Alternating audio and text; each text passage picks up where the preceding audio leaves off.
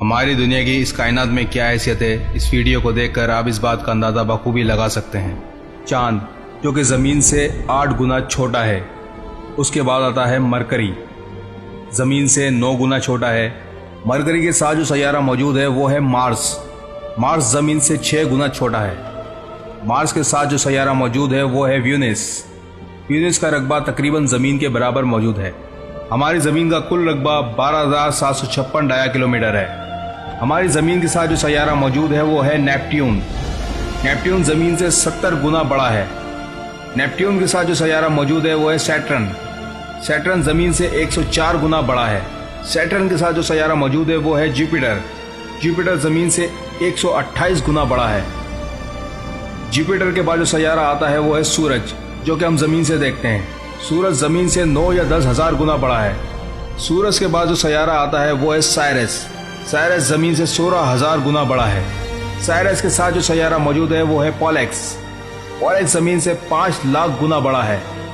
پولیکس کے بعد جو سیارہ آتا ہے وہ ہے آرکٹورس، آرکٹورس زمین سے 18 لاکھ گنا بڑا ہے۔ آرکٹورس کے بعد جو سیارہ آتا ہے وہ ہے ایڈیبرن، ایڈیبرن زمین سے 30 لاکھ گنا بڑا ہے۔ ایڈیبرن کے ساتھ جو موجود سیارہ ہے وہ ہے رگیل، رگیل زمین سے 54 لاکھ گنا بڑا ہے۔ رگیل کے بعد جو سیارہ آتا ہے وہ ہے پیسٹل اسٹار، پیسٹل اسٹار زمین سے 2 کروڑ 12 لاکھ گنا بڑا ہے۔ پیسٹل اسٹار کے بعد جو سیارہ آتا ہے وہ اینٹیرس، اینٹیرس زمین سے 50 کروڑ گنا بڑا یا اس سے زائد ہے۔ اینٹیرس کے بعد جو سیارہ موجود ہے وہ ہے میوسپی، میوسپی زمین سے 9 کروڑ گنا بڑا یا اس سے زائد ہے۔ میوسپی کے ساتھ جو سیارہ موجود ہے وہ ہے کین میجورس، کین میجورس زمین سے 1500 کروڑ گنا بڑا یا اس سے زائد ہے۔ اللہ اکبر۔ اب آپ اس بات سے بخوبی اندازہ لگا سکتے ہیں کہ اس کائنات میں ہماری دنیا کی کیا حیثیت ہے۔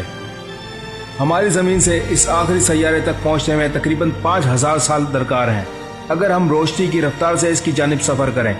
اللہ تعالیٰ کی بنائی ہوئی اس کہکشاں میں کین میجورس کی حیثیت ایک نقطے کے برابر ہے۔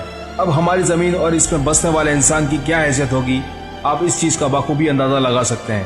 ایک حدیث کا مفہوم ہے، رسول اللہ صلی اللہ علیہ وسلم نے ارشاد فرمایا، جس دنیا میں تم بستے ہو اور جس کے پیچھے تم بھاگتے ہو، اللہ تعالیٰ کے نزدیک اس کی حیثیت ایک مچھر کے پر کے برابر بھی نہیں۔